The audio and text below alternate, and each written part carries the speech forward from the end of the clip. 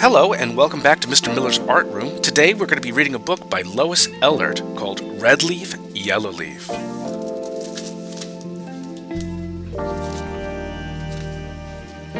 I've been saving this little leaf from my sugar maple tree so I could show it to you. I love my tree. It was born long before I was. The wind blew seeds from the big maple trees in the woods. They twirled and whirled as they fell to the ground.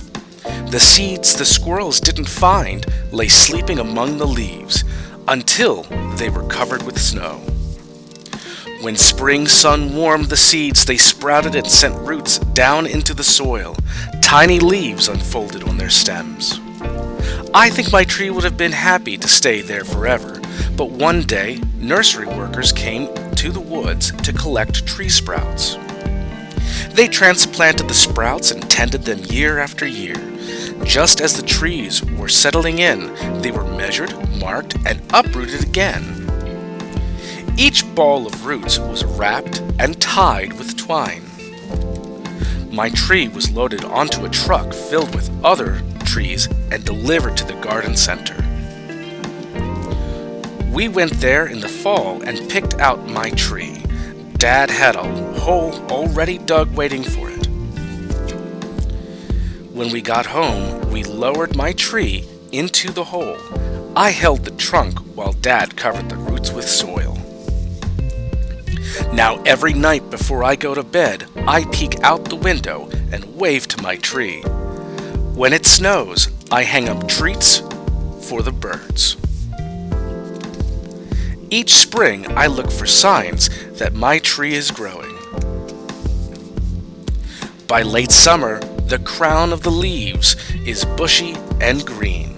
I love it when the tree flowers turn into winged seeds. But if you want to visit my tree, come in the fall. That's my favorite time.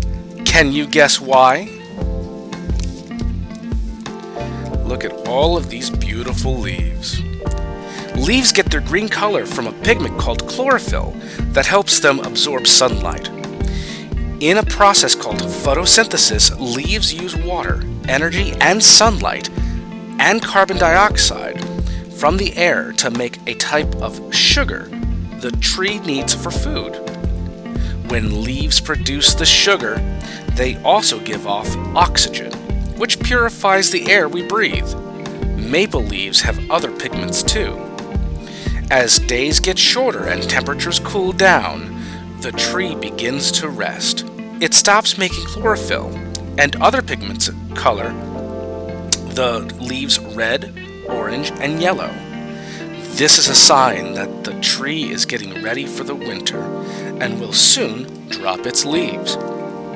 You have yellow leaves and red leaves. Well, thank you very much for reading this book with me today. This was Lois Ehlert's Red Leaf, Yellow Leaf.